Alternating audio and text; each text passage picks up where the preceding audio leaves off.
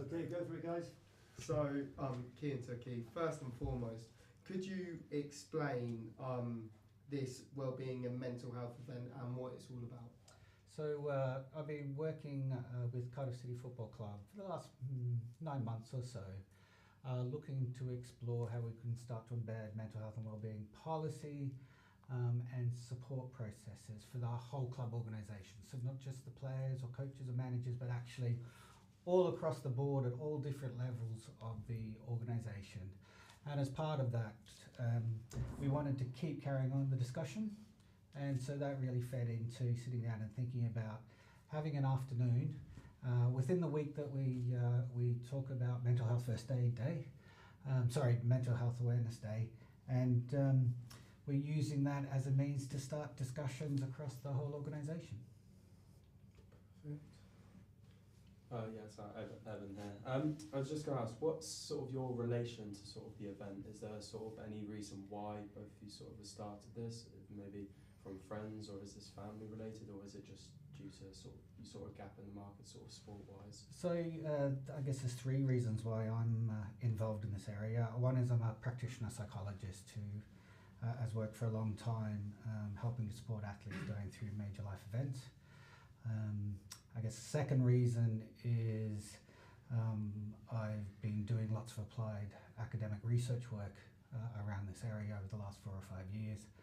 And then thirdly, I've suffered with mental illness for most of my life since the age of 8, so I think I have an empathy and awareness for what it feels like to go through these periods of vulnerability, and absolutely want to look at how we can develop mental health literacy across a whole variety of organisations. And I'm very lucky to have someone like Richard Parks as a dear friend, and who has amazing experiences and insight and awareness into this area. Thanks, Mike.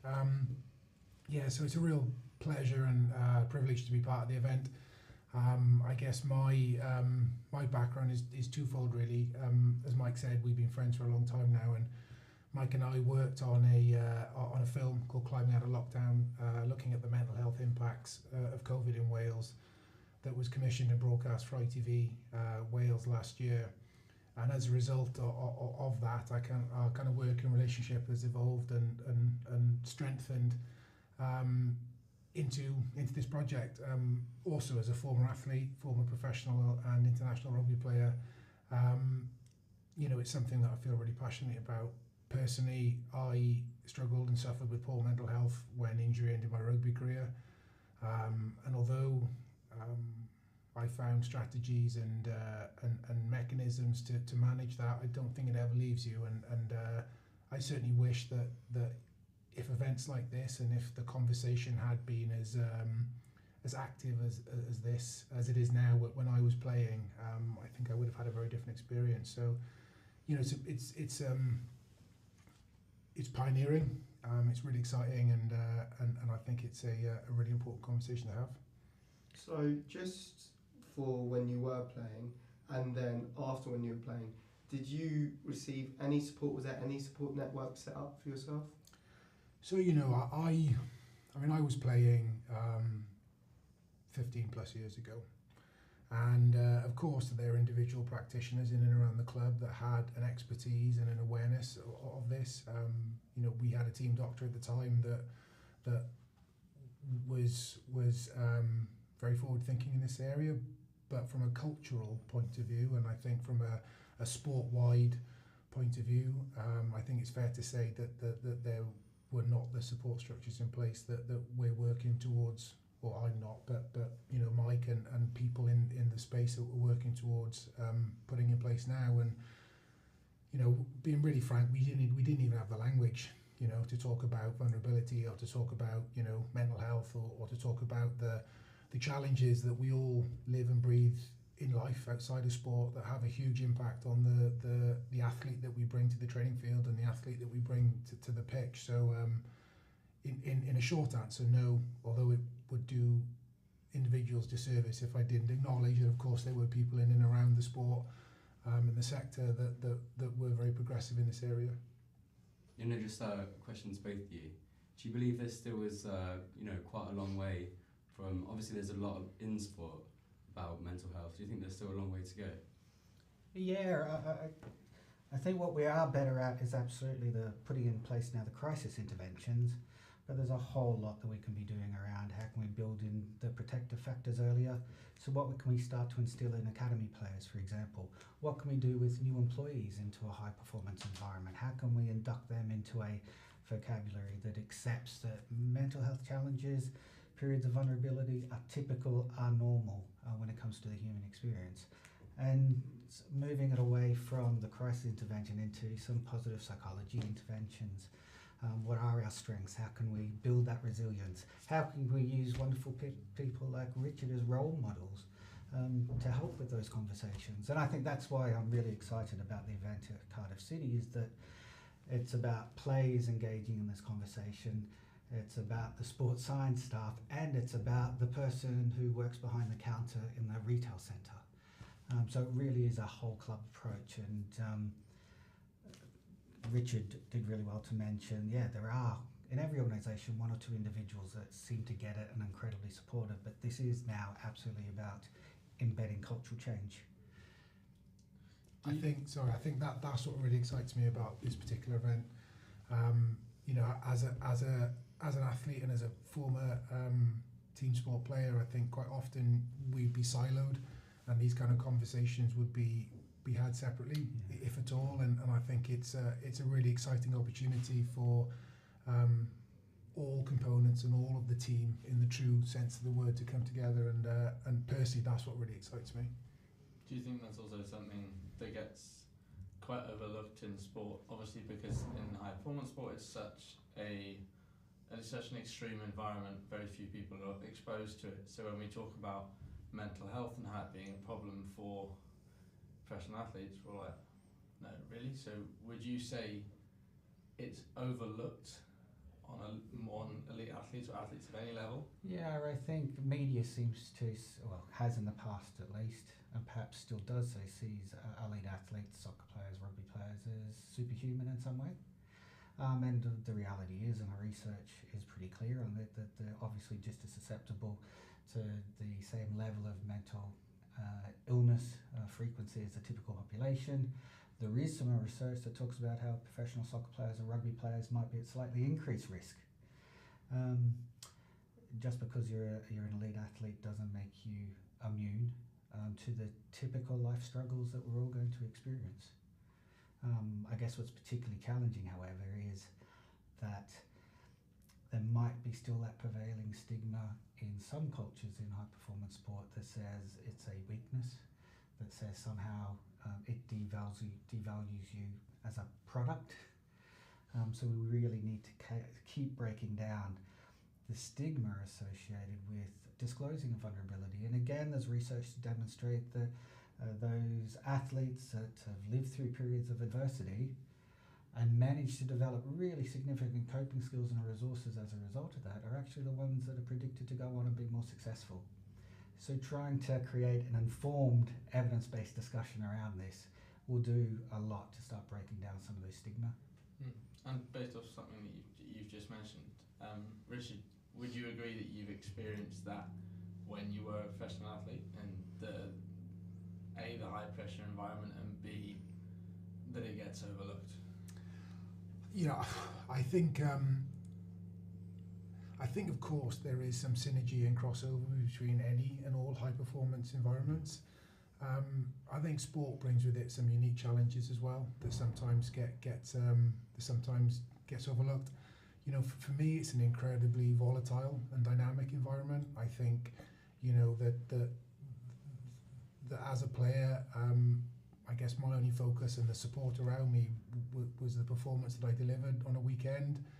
But as Mike alluded to there, as Mike eloquently said, it's important that we look at athletes as the human and the whole package, and how the environment can best support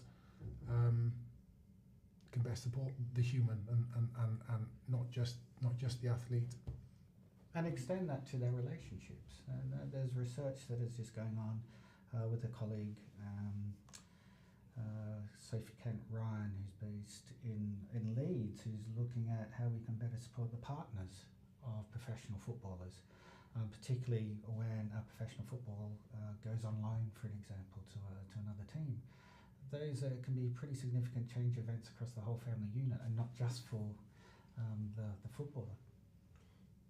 I just wanted to get, like you were saying, when a player goes on loan, but nowadays, do you believe it's like harder or like more of an effect on someone's mental health because of like the online space, and we saw in the Euros players getting abused online? Do you think that's made it more challenging for professional athletes? I think that's a really good point, and that's one of the factors that I was alluding to that are unique in high performance sporting environments as opposed to a legal firm or a surgeon.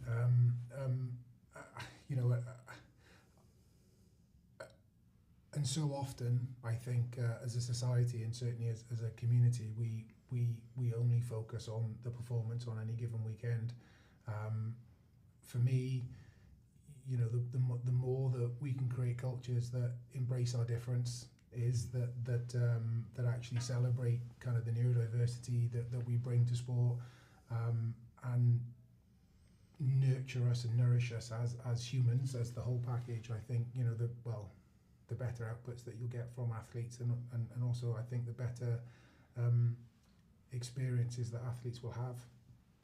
And more work is being done with the athletes themselves to start to recognise the dangers of that social media, to recognise that it feeds into chronic performance-related stress, which at its extreme can go into periods of depression or burnout. And so working with athletes earlier on in their careers to make them aware of some of these dangers, how they can build up some positive psychology interventions to help protect themselves against those threats is really important. And I think athletes, we keep talking about athletes. I guess part of my other research area and interest is in professional match officials as well, and the abuse that professional match officials and the impact that's having directly on mental health issues with professional footballers, but also at the lower levels of the game, recruiting enough referees to service all the grassroots. And so there is a real culture change at all levels of sport that needs to emerge, and it can only happen if we start having these discussions and acknowledging what the issues are. How have Cardiff City taken this new venture and taken this idea of changing an environment to suit the athletes as humans? So they're absolutely looking at how they can embed earlier on within the academy structures positive psychology interventions. So they're those protective factors we can build into their training and education. Better awareness for the classic life skills that they need to develop earlier as well. And then also it's about how we can be more responsive to mental health crises or vulnerabilities across the whole organisation, and what a referral network needs to look like. And then there's also just the overriding cultural shift into acknowledging that periods of mental ill health or vulnerability are typical, and that the more we can have discussions around that, the more we can create cultures of self-disclosure, then we can stop the significant mental health crises occurring. So earlier support, greater help-seeking behaviour, and safer disclosures. And sort of in terms of like the wider perspective of it, you and Cardiff, are you sort of looking to do more of these events around sort of the country, or is this sort of a one-off? Yeah, one of the things we've done with this event is also to make it available to some of our other civic mission partners. So we've got quite a few charities that are coming along that I've done work with. So we've invited Loose Heads, which is a rugby union mental health charity. We've been looking and talking with Platform, which is one of the leading mental health charities in Wales, and also looking at the Mental Health Foundation. And the Mental Health Foundation has been doing a whole lot of fabulous work around building up mental health literacy across all levels of sport. And so we're trying to use this not only about a focus on a professional club, but also introduce how many of the discussions we're going to have are transferable across a whole range of organisations and a whole range of individuals. So on that note, is there a particular target audience that you're aiming for, or is it just a wider scope of people? This is absolutely a whole club approach, and whether you're the first team manager or someone who works in the retail shop, we're all just susceptible, so all of us need to have that discussion as a group. I think one of the things that excites me about the event is the all club approach. Through my experience, quite often it was people outside of the selection process that I would even feel comfortable having a conversation with about a vulnerability. Quite often it landed on the physio, or somebody in and around the club that I might interact with that has nothing to do with team selection. And I think, the idea of helping give all of the club the tools and the language to recognise vulnerability, to have a greater awareness for it is only a positive move. And to give them, each member within the organisation, the permission or the voice to have those conversations. And one of the fantastic things I did in the initial work with Cardiff City Football Club was to do 36 interviews across all the different various departments to get a sense for where's their sense of belonging, where is their sense of autonomy, where is their sense of satisfaction, what can we do differently when we to raise discussions and awareness around some of these issues. So talking across the whole club has been essential. And I think the other powerful thing, I did mental health first aid training again with them across the different roles within the organisation, and one of the things I was so pleased about is now that the current first team manager did mental health first aid training, and that sends a really important message both to the to the academy players, but also to the other members across the whole club. And so again, we want to celebrate that and use that as a really nice way to say these discussions, doing this mental health literacy development is essential, important, and we need to start having them. Yeah. Do you think that should be a requirement then for all managers and sort of senior staff to complete sort of that course as well? I'm not sure necessarily it has to be made as a requirement. I think what we want to do is to promote it, facilitate it as much as we can, but not to see it as a barrier. And for some people, actually going through a formal training program might be threatening in itself and might be too triggering for whatever reasons that we don't actually know about. So it might be there's a population within the high performance environment that feel absolutely more comfortable in having those one-on-one discussions.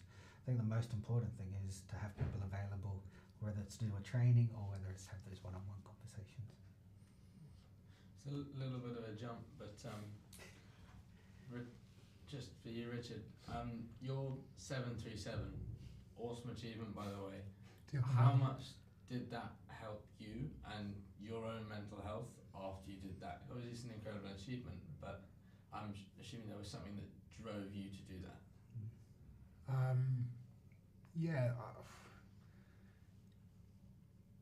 It's a great question, and it's a strange thought because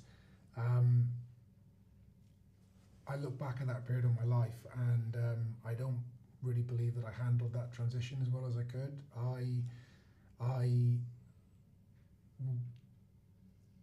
I didn't have the language. I had people who loved me and cared about me around me, but they didn't have the language or the tools to manage what was going on. And I think in my support network, there wasn't an awareness really of what I was dealing with. I didn't understand it, but when injury ended my career, I found myself in a very dark place without the tools or the awareness to make that transition from high performance sport into a world beyond sport, and that manifested itself, in a period of depression, in a period of the very worst thoughts, and a sense of helplessness and fear of the unknown and what was going to come next. And as strange as this sounds, learning how to climb or falling into a place where climbing was even an option was my saviour and my sanctuary. And I've often said that mountains have saved my life. It sounds quite cliched, but if I hadn't have channeled my energies into learning how to climb, I sincerely don't know what would have become of me or where my story would have taken me. So, the conversation, or certainly, supporting events like the incredible one that's happening at Cardiff City is really important to me. And the more that we can do to create environments where people feel safe and confident and comfortable to share vulnerabilities and to talk about the challenges that they're facing, whether inside or outside sport, I think the better athletes that we'll make, but also the better humans that we'll make as well. And that's one of the main reasons why I'm really proud and also excited to be part of the day. Well, it's absolutely because of you that change is occurring, and that we need more and more role models within that high performance environment to feel safe in disclosing. It gives us all hope, so thank you. Oh, cheers. Thank you, Chris. Great stuff. Thanks very much. Well done, everyone. Cheers, guys. Thank you, Thank you, guys. That's like an easy one to finish on, is there?